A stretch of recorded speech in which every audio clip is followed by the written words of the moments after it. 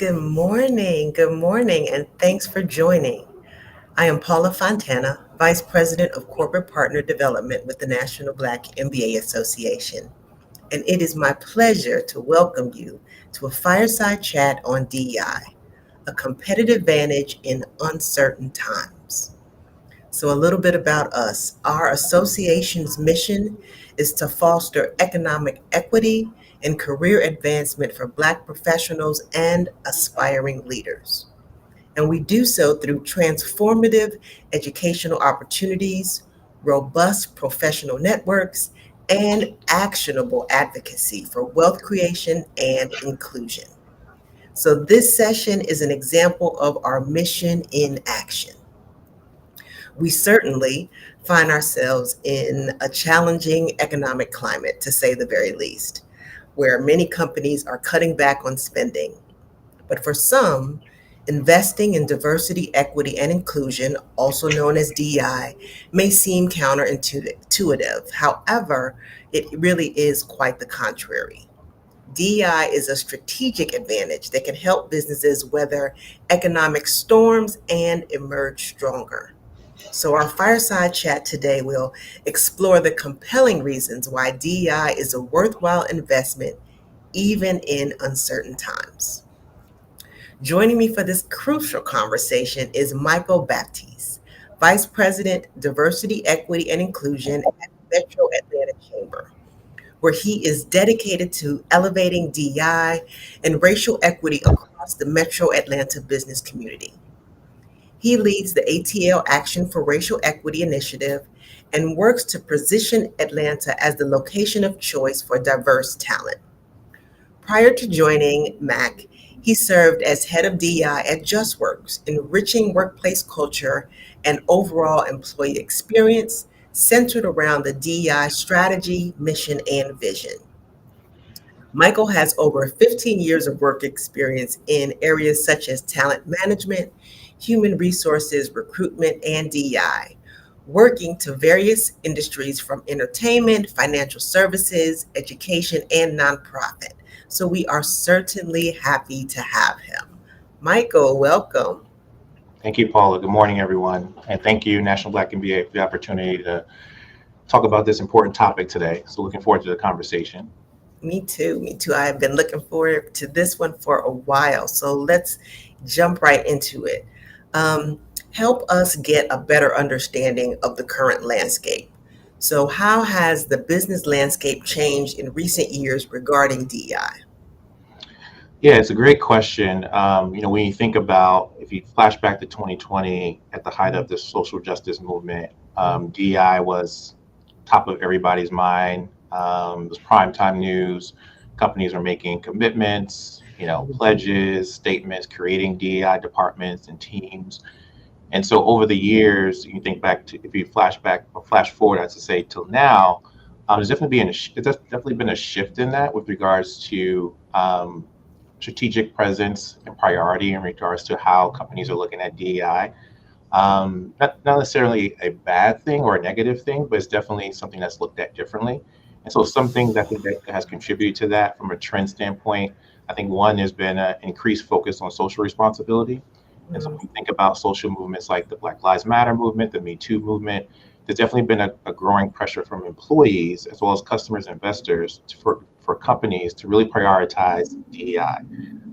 And so what that has done in most cases and in most organizations is really have organizations really recognize DEI as a core business imperative rather than mhm. just a nice to have.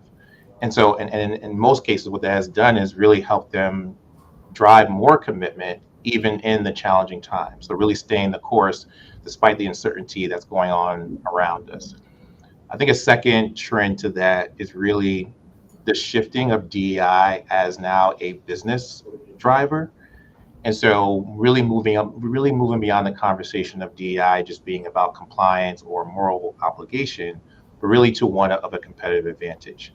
So Mhm. we've all seen the research and the numerous studies that continues to state that diverse teams lead to better innovation, higher profitability, and greater market share. Right. Even during economic downturns, companies still need to see DI as an important part of maintaining that creativity, resilience, and connection, particularly to their customer base, more importantly than anything. And I think lastly, regarding the trends, I would say is really making DEI a strategic investment, especially during downturn times. And so we all know, these economic downturns often leads to budget cuts. And so what I'm hoping is happening is that as we've seen some companies um, have had to slash DI programs and so forth, they really understand like that has really caused some damage maybe in their reputation and as well as their long-term competitiveness. And where you see companies that have stayed the course in these uncertain times, in most cases have maintained or even refocused or even doubled down on some of their D&I initiatives, those are the companies that are able to stay the course and really create some sustainability as well as business recovery and again maintain that competitive advantage. Now, with all that sounds great, right? But we all know that when you have resource constraints and when you have organizational restructuring, especially during economic downturns, that can definitely slow or even deprioritize DI in some cases. And so, what the message I would say for here is that companies really need to stay the course and really maintain that DI momentum because the way you do that is really making sure that that is aligned with your broader business strategy. So D&I can't be this sit alone, standalone thing over here. Right. In order to make it sustainable and avoid being vulnerable to budget cuts, you have to tie it to those core business objectives, goals, and strategies. So there's an embedment there versus a separation. Mm-hmm. That was good. That was good. So, if I were to just sort of summarize that, when we were talking about 2020, I thought about the fact that there were lots of companies with the hashtags, right, and the support, but going from the hashtag to strategic presence, making sure it is a priority. So, thank you for illuminating that piece. Let's talk a little bit. I know you maybe touched a pinch on this, but let's talk a little bit more about the common challenges or the most common challenges that companies face when they are attempting to implement DEI initiatives. Yeah, so I think one thing that comes to mind initially is just resistance to change, right? And so when you think Mhm. about DEI, it definitely comes across, if you haven't been doing it or doing it correctly, it's an organizational shift or mindset or culture shift within the organization. And so sometimes when you have that change or that radical kind of 180, if you want to call it, there can be some resistance from employees and leadership with regards to feeling like it's not necessary or it's disadvantage to certain groups. But I think what you have to realize is that that cultural inertia sometimes can make it difficult to embed new ideas, and so Mm, that's where sometimes that challenge is. It's like how can you getting a companies to kind of reimagine what culture is and reimagine kind of how the change would actually help them in the long term. A second thing, a challenge is really just making sure I would say a lack of strategy around clear strategy around goals and strategic planning.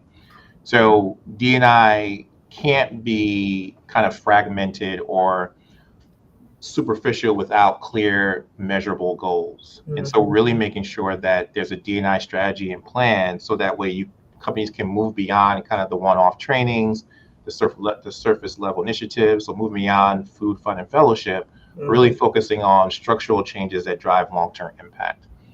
A third one is really about unconscious bias. I mean, we all have it; it's there, we know it, but it can really have a hindrance to recruitment, decision making, everyday interactions if it's not addressed. And so sometimes addressing that in itself can be the challenge, right? Because that requires sustained action or sustained education, mhm, awareness, and really systemic changes to really reverse that mindset, whether it be your bias about a particular school or bias particular geographical area. Those things have to be addressed in order to really create some more inclusion with regards to that hiring, recruitment, or decision process. Also, too, just limited resources, right? D&I initiatives require funding, time, and dedicated personnel. I'm going to say that again. mhm. D&I initiatives Right. require funding, time, and a dedicated personnel. Mhm. This work cannot be done effectively and efficiently as someone's other part of their job. Mm, There has to be a dedicated, focused person thinking about this day to day, every day, all day, because that's what's going to really make the change. And sometimes when you have periods of economic downturns or uncertainty, when there's not that dedicated resource or a dedicated person, that's sometimes where you see companies may struggle to allocate resources to support DEI, and that can lead to stalled progress. mm, And then lastly, I would just say, and you'll hear me say this probably throughout the conversation, is inadequate leadership buy-in.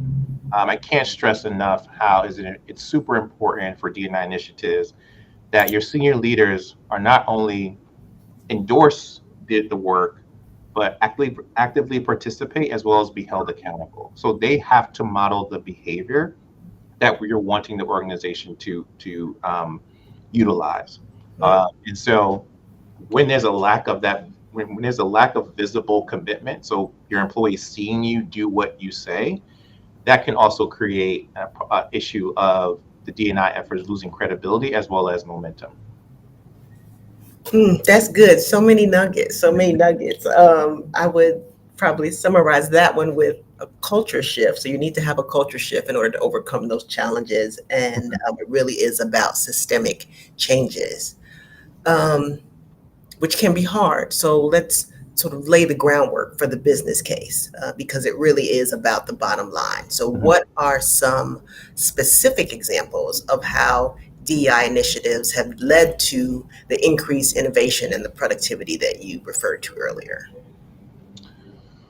So, I won't necessarily kind of use names, but so I'll point out kind of just the action. So, a particular consumer goods company, one thing they did was really talk about how can their development of more inclusive products really help create a more outreach to a broader customer market base. So really, so for example, looking at creating such skincare lines tailored for people of color. And so that's one way in terms of using your existing format or your existing organizational structure to create additional creative ideas around innovation, and particularly for a particular customer base that you may not have had before. I think of a particular pharmaceutical company. They were able to utilize kind of their ERG, their employee resource groups, to really think about how they think about breakthroughs through healthcare products. So really thinking about that inclusive design thinking process and really utilizing those different employee resource groups to really get a formalized kind of focus group from that particular market base based on the employee resource group within that organization. Um, I think about a particular tech company. They created kind of a diversity and technology initiative where they committed $300 million to diversity goals and really increasing representation of women and underrepresented minorities within their organization. And that focus also led to development of inclusive AI and technology solutions, which really posed I should say, a focus on facial recognition and machine learning, but Mm-hmm. really focused on kind of like from a perspective of either gender or racial group recognition. So again, thinking about this in a more creative way. Another tech company that they created what they call a diversity core program, where they encourage employees to volunteer on diversity related projects. And so what it did, it created kind of this cross collaboration and allow employees who are truly passionate about DEI work, but still falls within their work remit to work on projects cross departments.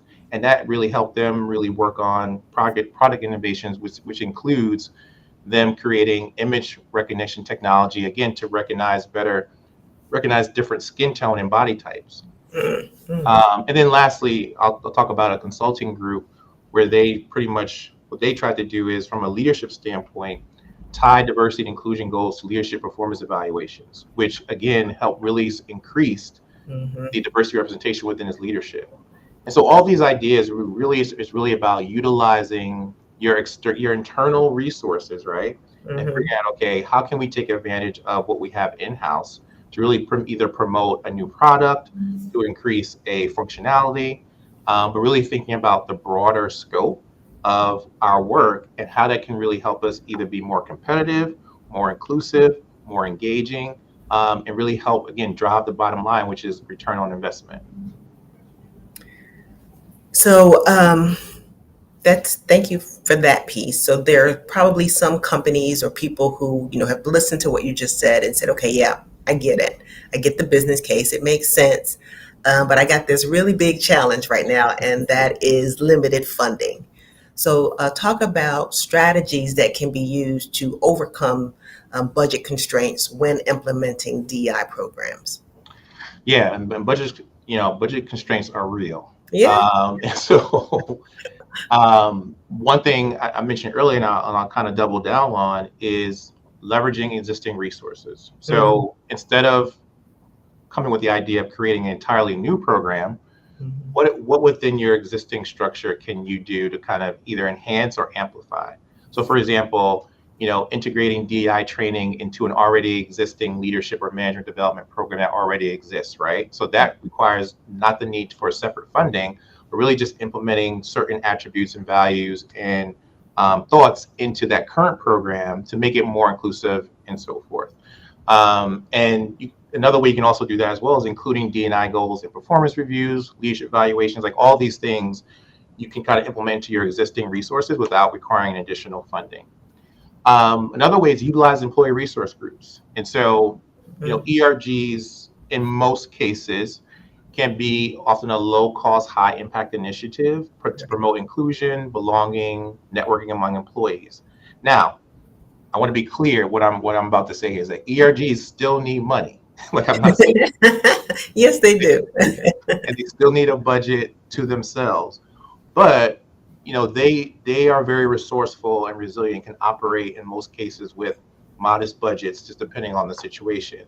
But if we encourage those ERGs to continue to host events, do mentoring programs, educational workshops, it really helps advance the DEI goals, I think, beyond, again, a substantial investment.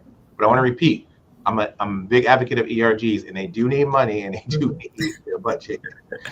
Um, Another way I think is also to focusing on external partnerships. So partnering with nonprofits, government agencies, industry groups that have a high DI centered focus approach to what they're doing can also help elevate, or I should say, yeah, elevate things in a way that necessarily requires a high investment.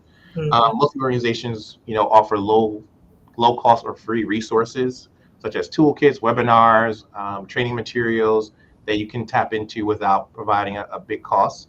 Um, Shameless plug in the work that I do for the HO Action for Racial Equity, where we provided playbooks for organizations to utilize no matter where they are in a racial equity journey. And that was free. So you just go down to the website and download it. So there are resources you can take advantage of.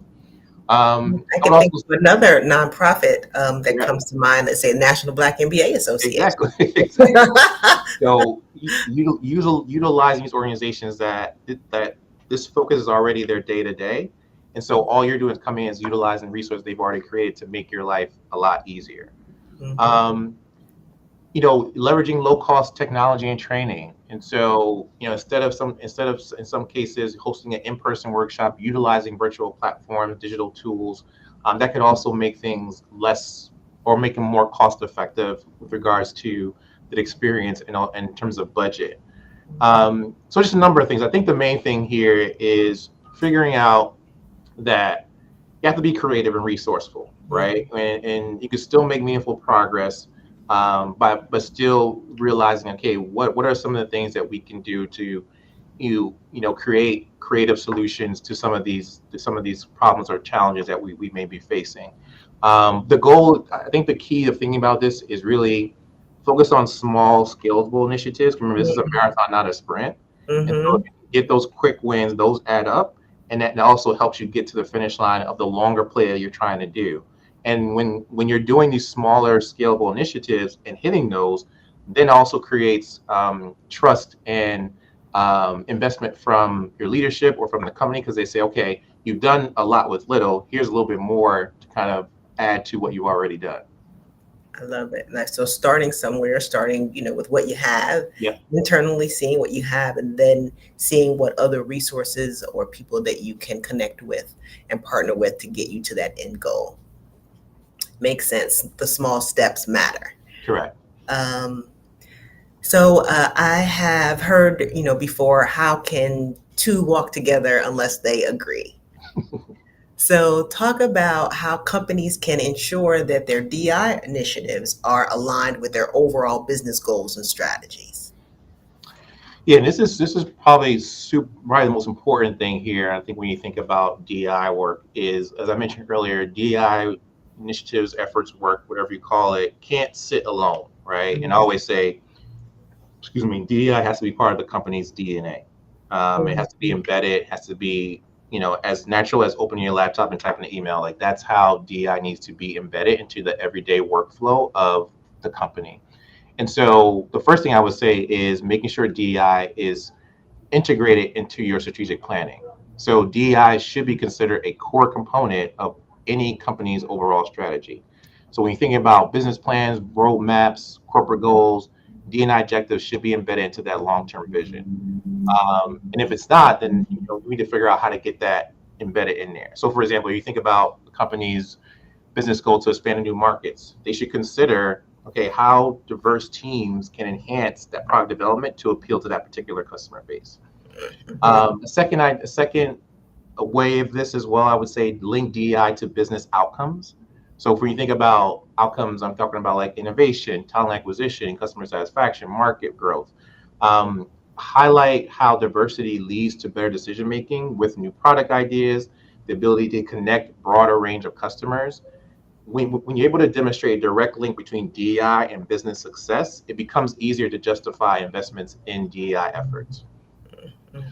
With this, and as you know, when you're setting all of this, so again, embedding in business outcomes, strategic planning, you have to have measurable goals and KPIs. And so the DEI goals have to be tied to key performance indicators aligned with the overall business objectives for the company. So, for example, if the company has set targets around increasing diversity in leadership or improving employee engagement or expanding supplier diversity, these DEI KPIs need to be integrated in the overall performance of the company, so it's tracked and evaluated appropriately. Another thing I would say is involve leadership with regards to accountability. Again, this DI this DNI work doesn't doesn't evolve or progress without holding senior leaders accountable. Mhm. They Mhm. have to help drive the progress. And so when they have D&I objectives tied to their performance evaluations, it reinforces DEI as a business priority. And so another way this could happen, companies can establish D&I councils or task force led by senior executives and then have them regularly review progress to assure that the alignment is still with the business goals. One other thing I would say too is align DI with talent strategy. And so when you think about recruitment, talent development, and retention, D&I has to kind of be in that because when you're thinking about a diverse and inclusive workforce, that's critical for attracting top talent, especially in this generation and this workforce today. Employees want to go where they feel valued, where they feel that they belong, where they feel like they have a chance to succeed. And so you really have to think about integrating DEI into that overall talent management process because employees today, especially this younger generation, they want to ensure that their workforce reflects the markets that they serve. And I And- think that's a key point in all of this is making sure that you're able to match what you say. mhm. Mhm. Um, and again, there's a few other ones I have here. In terms of I would say embedding the D9 into corporate culture is important. So it definitely should be a part of the company's core values and culture.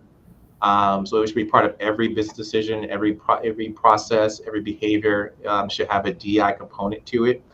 I think the data is also key here, and so making sure one, your data is in good order first of all. So getting your data into the right format and where it's easily digestible, easily attainable. But that'll show too in terms of okay, where are the gaps and where do we need to kind of dive into to help create progress in areas where we may be lacking.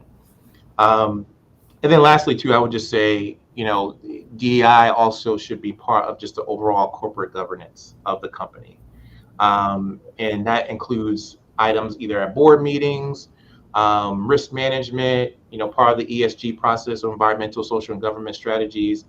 DEI has to be embedded in that as well, to really show and measure the impact that it has within the organization. And so I think really by aligning all of these things in terms of the business goals, integrating them into corporate company operations, organizations can really create an environment where diversity, equity, inclusion really drives sustainable growth, innovation, and gives them, again, that competitive advantage. Because at the end of the day, that's what these companies are looking for. Is like, how can I be competitive in the market? How can I be competitive to my competitor, my counterparts?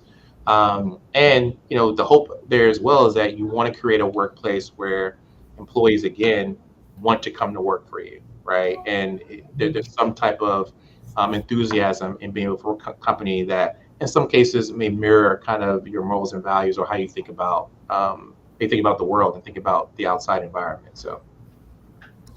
So just sort of clicking on that for a second, do you see where it sort of starts from the top, let's say from the board level, then the CEO, and then sort of filters through down to the organization, or does it start from the bottom and it kind of grow up, or can it be either one of those things? So I feel like it'd be right? I can feel like it'd be both. I think definitely you have to have that buy-in from the top. Mm-hmm. But I don't want to devalue the thoughts, views, and opinions from your employee demographic, right? Your employee workforce. Because again, they bring a different perspective per se than someone that's been in the company 10, 15, 20 years. And so there's a freshness that you can kind of take from someone just starting with the company or someone at a different level. And so I think it works both ways. I think you kind of meet people where they are. I would say you can't have really one without the other, but I do stress the importance of that leadership buy-in, most importantly, because again, end of the day, I can be as enthusiastic and passionate as I want at my employee level, but if my leader or a CEO isn't bought in, it's not going anywhere. Exactly. They are sort of the keepers of the culture. Correct. Right. So numbers don't lie, which is why it is definitely critical to measure impact. So what are some effective metrics for measuring the progress of a DEI initiatives? Yeah, so it's definitely a combination of quantitative and qualitative. When you think about tracking outcomes for this, inequity representation, equity, inclusion, organizational impact, like I think it's a little bit of both there. But some D&I metrics to kind of measure effectiveness. One, I would say, is workforce representation. And so really thinking about, okay, at the levels, right? What are your diversity by level? So measuring the diversity of employees at different levels of the organization, entry level, mid-level leadership, tracking those metrics by gender, race, disability status, sexual orientation, and so forth. So I will start there, diversity by level. Another thing in workforce representation, I would say diversity in hiring. So really tracking the percentage of diverse candidates hired compared to the total number of hires. So this also includes monitoring the recruitment pipeline and the diversity of final stage candidates. So how many candidates, so you may be great at bringing in diverse talent, but how are they making through the interview process and making it to the final stage? Promotion rates is also a way to measure, I think, from a workforce representation standpoint. And so really analyze how are underrepresented employees getting promoted versus non-diverse employees, right? And ensure there's an equitable career advancement process in place. Another area, retention and turnover. So retention rates, I think, are super important. Measuring those retention rates for diverse groups compared to the overall workforce. And if there's a higher turnover rate among underrepresented groups, that may indicate there's an issue there, maybe from a workplace culture perspective or an inclusion perspective. And so making sure you're able to see that data trend and address it accordingly. One way to help with that typically can be exit interview feedback, right? So really collecting qualitative data through the exit interviews to understand why are employees leaving, right? Especially if it's a high number turnover rate among a certain demographic group. Like, why is that happening? And so getting the kind of the story behind the data to share with that. Pay equity, I think, is also super important. So being able to regularly, in whatever cadence you feel is comfortable for your organization, but really conduct pay equity analysis to ensure that employees from diverse backgrounds are compensated equitably compared to their peers. Mm-hmm. And also, I'll say, in addition to that, having compensation reviews. So really tracking salary adjustments to make sure, again, there's no kind of disparities there when you think about those adjustments that are made within compensation as well. From an inclusion and belonging perspective, I think your typical inclusion engagement surveys, I think, are super important as well, because I think that gives you kind of a pulse check with regards to how your employees are going to be feeling about inclusion and belonging. And also whether they feel respected or valued, or, can they bring their whole selves to work, I think, are Yeah. important indicators as well. And another thing with that that's I think that's come up a lot lately in conversations I've been having is the psychological safety piece, Mm. because you can measure that through the survey questions in some degree, depending on the format and how comfortable employees feel about your survey process. Mm-hmm. Because again, some employees may feel like they don't feel comfortable sharing ideas or taking risks and offering, dissenting opinions in that. And so really being able to understand, okay, how can we create a psychological safety environment where our employees feel like they can, state their value, state their true opinion in a respectful way Mm-hmm. without any retaliation or without being, shunned or looked upon differently. And so Right. really thinking about that, I think, is super important. And then I would say, ERGs is also another way to kind of measure that impact. So how are you tracking membership within your ERGs, participation rates as well? I would also track too, like with ERGs, particularly the ERG leaders, are they getting promoted, right? Are they moving to um, higher roles, or getting promoted at a certain rate? Because I look at ERG leaders, as culture carriers as well, and so they are able to really have the pulse organization, being that they connect with the employees at a certain aspect within their culture organization. So I would that's something else that I would track as well, to kind of show, okay, how are we measuring impact and how are we being effective. Diverse supplier spend is also key, and so Mm-hmm. diverse supplier diversity, I think, sometimes doesn't always get the headlines that I think, or the importance that I think it should. And so being able to really track spend with diverse suppliers, including business owned by women, minorities, veterans, people with disabilities, I think all that is super important. And not just tracking the percentage, right? But like, what is your overall diverse spend, and where does that go? Like, how are you disseminating that amongst diverse suppliers? So to me, typically when you ask a company about a supplier diversity program, they're like, yeah, we have one. And then when you Mm-hmm. ask them, how's that dispersed, it's like one or two entities, right? So how do you spread that across multiple entities? Um, Training development is also, I think, super important. And so, you know, if if there's a DEI training participation requirement, right? Mm-hmm. Measuring the number of employees who complete that. I'm a big fan of. I think everybody should be taking the DNI training. Some companies have different views about that, but I think to really get everybody on the same page and speaking the same language, all employees need to be thinking. All employees should be required to take that DNI training.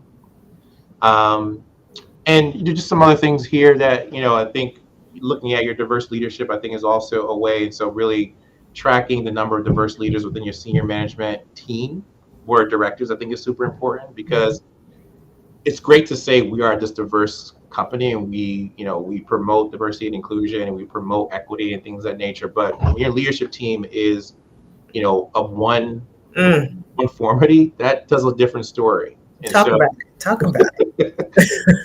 so going back to that practice what you preach, I think that you have to embody what you want to see and really match the action with the words that you are saying. Um, so again, a number of these, I think, to me, are ways to kind of benchmark and really talk about and kind of measure the impact or effectiveness of DEI with your organization.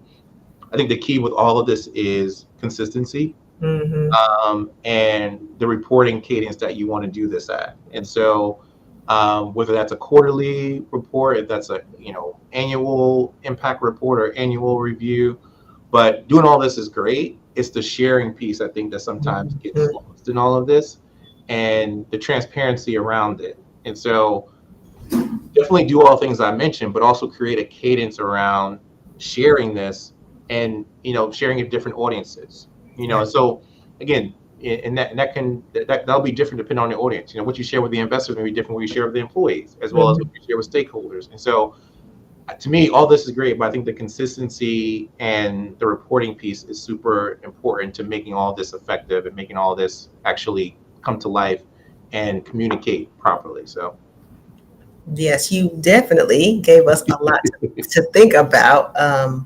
I love how you talked about just that continuous measurement. So making sure that you are just sort of keeping that front of mind, but then also like along the continuum of employment. And I love how you brought up the fact about some supplier diversity, because that is something that we definitely, don't lean into enough. And then after you've seen all the numbers, make sure that you address what you see. mhm. So let's look ahead a little bit. What are some emerging trends around DEI that companies need to be aware of? Yeah, it's a great question. A few things that come to mind. I think there's a stronger or heavier focus on intersectionality right now. Mm, And so realizing that we all come to this with different aspects of our identity from a race, gender, sexual orientation, disability perspective. And so how that kind of interacts and compounds throughout the workplace, I think is super important. And so I think companies moving away from kind of siloed approaches regarding diversity and really considering the complexity of individual identities, I think is super important. Like mm, typically when I, you know, introduce myself or do these type of um, sessions, I didn't do it today, but I usually like to start out with saying, I'm I'm a devoted husband. I'm a loving father. I'm a veteran. I have a mhm, Caribbean background. I'm a man of faith. Like I want you to know these all identities that I show up with, because it's not just the exterior that you see. I identify with a bunch of things, and to me, those are all very important to me. And so I want that also to be respected in the workplace that I go to. And so that's, to me, that intersectionality piece is super important. Another trend, I would say, is really the focus around neurodiversity and disability inclusion. mm, What I tend to see, unfortunately, is these two don't necessarily get the focus or the awareness that I think it should consistently. And so I think companies are thinking about this a little bit different to really expand their DNA efforts to really focus on neurodiverse talent, individuals with disability, creating more inclusive work environments to accommodate both communities, whether that's increasing technology, flexible works arrangements, specialized training programs. But I do feel like these two areas sometimes get lost within the overall DEI ecosystem. mhm. And we're starting to see companies really take more focus and take a more concerted effort around addressing these communities, particularly within their workforce. The data piece, I think, is just always going to be important. And so really making DEI data driven. Mhm. So really from a data and analytics process, that really helps drive a lot of these strategies. And so we talked about earlier, tracking these diversity metrics, measuring inclusion. The impact of this is really having that real-time data to Mhm. really support what you want to do from a DI perspective. And again, also to point out those gaps and forecast talent needs and forecast design target interventions so we can address what those gaps are, address those needs, address those challenges in a thoughtful and strategic way. So that data-driven piece, I think, is becoming more prevalent and Mhm. more important as part of your arsenal when you think about driving DEI within the organization. We talked about this already, but I had down here psychological safety as a key metric.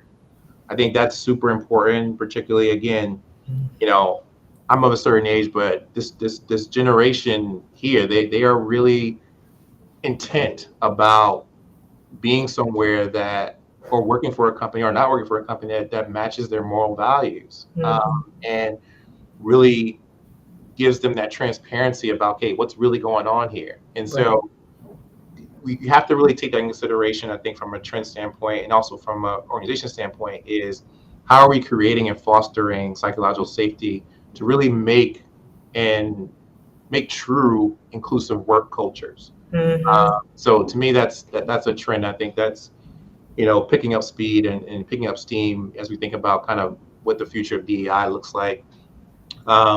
Equity, I think, is also a key part of all of this, um, because again, you have to be able to address what those systemic inequalities are within the organization. And I'm not saying it's a bad thing to have those things, because I think sometimes over time those things happen. I think the negative or drawback is not addressing them, right, and Mm-hmm. changing them, so you create more of a diverse and inclusive structure that eliminates barriers for underrepresented groups to strive and thrive in your organization. Because what happens is that when you do that, then you have this diverse talent pool that reaches this glass ceiling and doesn't see kind of, okay, I can only get here and have Right. to go somewhere else. Mm-hmm. And what you want to do is say, no, I can get here and also see how I can get to the next level. And so really thinking about that equity piece and realizing that, yeah, we all may work together, but we all come from different starting points, backgrounds, and situations. And so the more we lean into that and realize that, I think the more that'll help kind of push the fact that you really want to have an equity-centered DEI kind of structure within your organization. Can't leave this conversation without talking about AI and technology. Right, right. It's becoming kind of the way to be, the way to go. Mm-hmm. But I think the thing here is these are great tools to use when used responsibly. And so really thinking about how these technologies are being designed and implemented in a very inclusive way. So addressing any type of bias, whether it's with the AI algorithm, or really creating kind of equity access to technologies for all employees, and making sure everybody has a clear understanding, again, of how to use these technologies and formats appropriately and responsibly, Mm-hmm. where it's not, again, a disadvantage or advantage to one group versus another. Um, the global piece, I think, is also important as well. So when we think about globalization and remote work, these companies are moving beyond this, 5 day in the office, sit at my desk kind of work. Mercy, mercy, mercy. Being open to that, I think, is also going to create more inclusiveness for different regions across the globe. Mm-hmm. Because as you know, in different global markets, there's different DEI challenges and needs. So Right. it's not a one size fit all kind of um, plan. You have to think about each individual territory as their own kind of entity and Mm-hmm. really figure out, okay, what works best for them. Um, I think lastly, a couple things here. One thing also I can't be remiss without mentioning, I think, is mental health and well-being. Mm-hmm. Um, as you all know, we are in some interesting, strange, challenging times. And I think it all affects us from a mental health standpoint differently.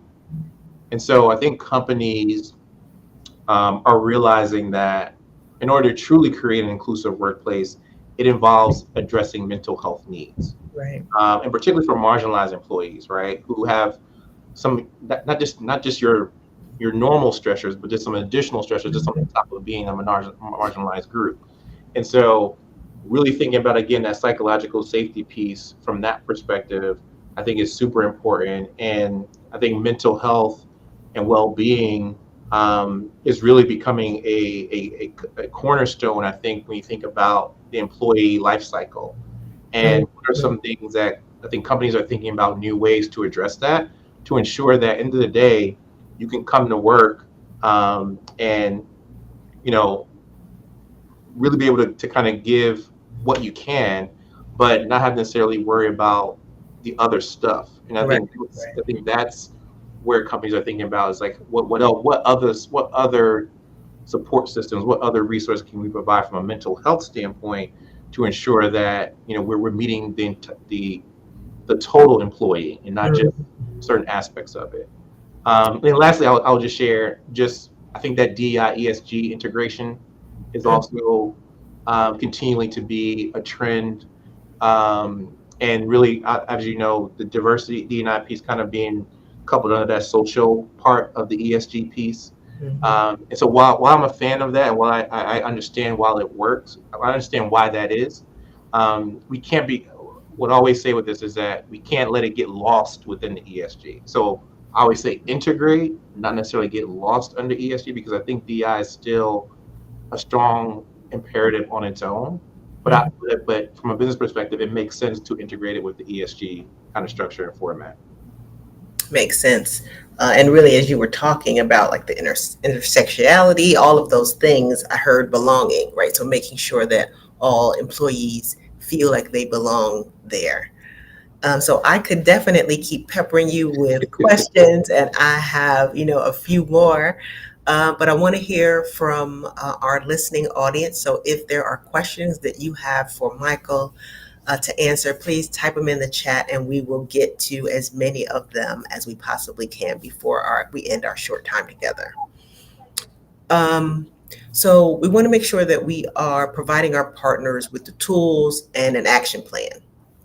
So, what advice would you give to companies that are considering investing in DEI during these definite uncertain times? Yeah, so I would say, again, this is a marathon, not a sprint. So focus on the long-term value. Investing in DEI is not a short-term initiative. It's a long-term strategy that strengthens companies' culture, innovation, and resilience. And so even in these uncertain times, DEI should be still seen as a critical enabler to business success and really helping attract and retain top talent, as well as enhancing customer loyalty and mitigating risk. And so, think about the long play versus necessarily, what you can get in the short term. Now, don't get me wrong, this short term wins are important, Hmm. but again, this is DI is a little bit different than your typical business objective, where you may not hit what you that goal at the end of the quarter, right? Maybe something you hit 2-3 years from now. And so we understand that it's a patience play versus a short term play. Um, Again, I'll prioritize inclusive leadership. Um, I think in these uncertain times, strong leadership is super important. And Hmm. as a leader, I think you need to know where your strengths and weaknesses are and be able to address that and really accept your vulnerability, right? Hmm. I think nowadays, more than ever, we need to lead with a lot of empathy Hmm. with regards to our work, with our team members, with our colleagues. And so to me, investing in leadership training around how to be that inclusive leader, I think is a powerful way to ensure that DI remains critical. It's not a necessary a bad thing to say, what, that's not my specialty, but I want to learn, or that's not my strong point, but I want to get better at that. You, Hmm. you may be great at leading finance, but you may not be as great as leading people. And so Mercy. Talk about how do you work on that even as a senior leader? And that's okay.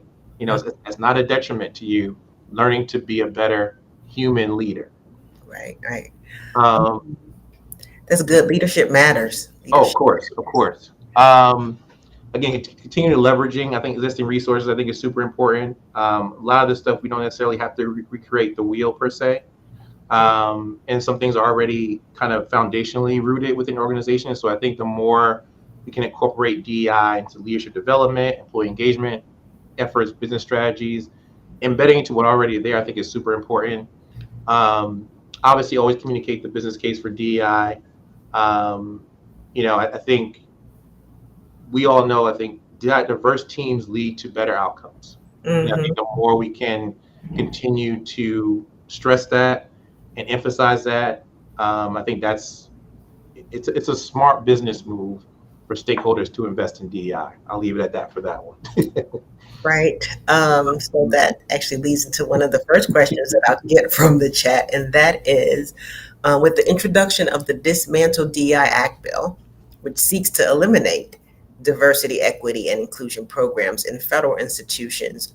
What do you see as the primary threats to organizational DEI initiatives, particularly in the corporate sector? That's a great question. I think So I would say for this question, the primary threat is getting caught up in necessarily the language, right? Mm, Because a mhm. lot of this opposing views are pointing at words, Right, right? right. And so I feel like there's a workaround with that. If that requires, if we call here, for example, if you decide to call DI organizational effectiveness or Mhm, workplace culture or something else by another name, mhm, I think the work can still continue. mm. But I think what's happening now is that people are caught up on words, mainly because they don't really know what the words mean. Right, right, right. And so I think that's the key. That I think how corporate sector can get kind of caught up in the entanglement of all this is Mhm, is, mhm. is being too focused on word and language and not staying true to the work. That's good. That's good. So they're trying to weaponize the words, right? Correct. But if your strategy remains the same, it doesn't matter what you call it. Right. And by doing that, it creates a distraction because now you're focused on, Mhm, okay, the mhm. word and you're not doing the work. And this next question might also be similar, but how do we keep DI alive and thriving in the midst of this potential threat? And what could be the potential impact on companies' ability to innovate and maintain a competitive advantage, especially in these times? Yeah, I think we talked about this, in the conversation. It has to be embedded into business objectives, has to be embedded into your values, has to be embedded into your overall business strategy. And so, for example, you can't tell me that um, by diving into DEI and creating, for example, the one company I mentioned, creating a skincare line focused on underrepresented groups doesn't help the bottom line, right? Hmm. And so, to me, the way you keep this alive is continue to show its value, right? Whether it be in that example or another example internally. But in order to do that, you have to continue to keep it top of mind. You have to keep it embedded in your current structure. So Hmm. DEI can't. The way you keep it alive is don't let it be separate. Continue to have it be part of the overall process.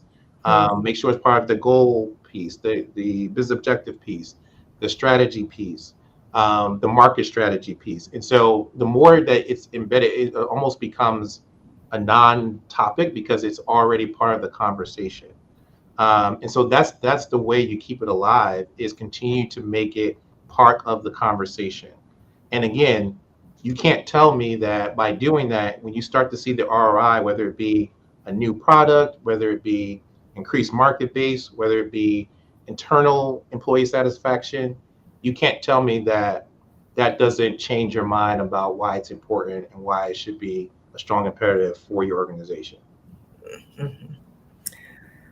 Let's talk about some steps a company can take to create a dedicated DI department with defined roles and responsibilities that operate separately from HR.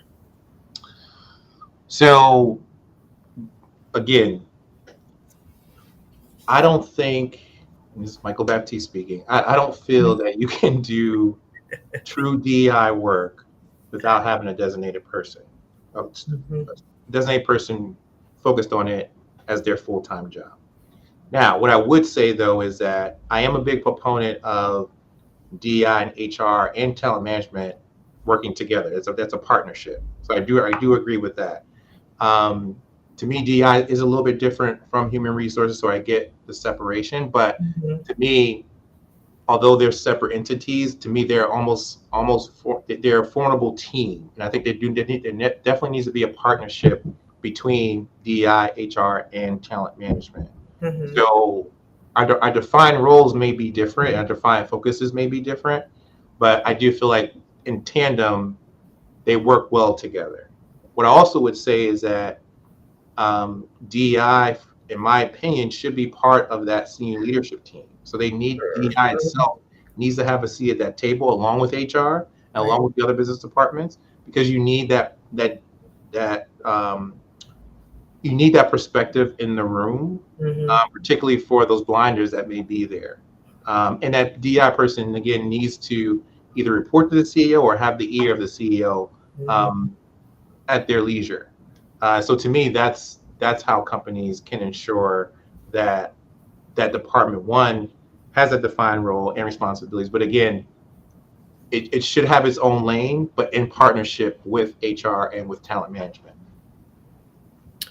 Um, so have its own lane. I love how you talked about, sort of a direct line to CEO.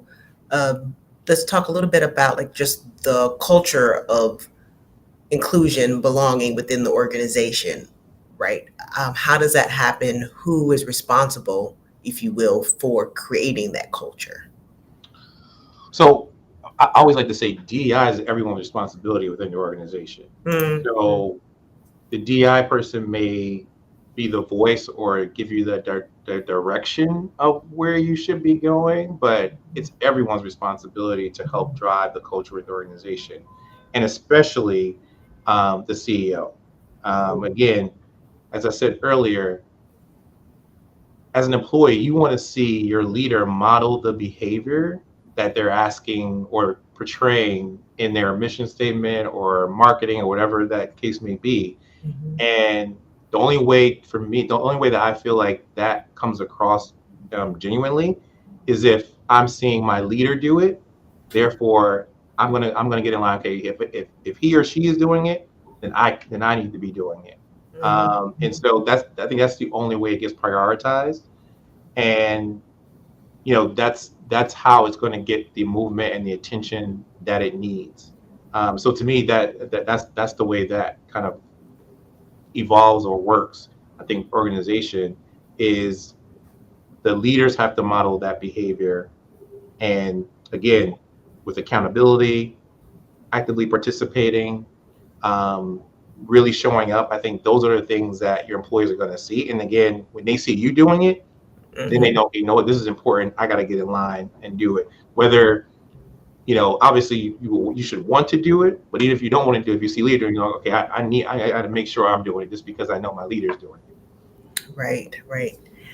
Makes sense. So I can't believe we are nearing our times. And any final thoughts that you would like to share with partners and listeners?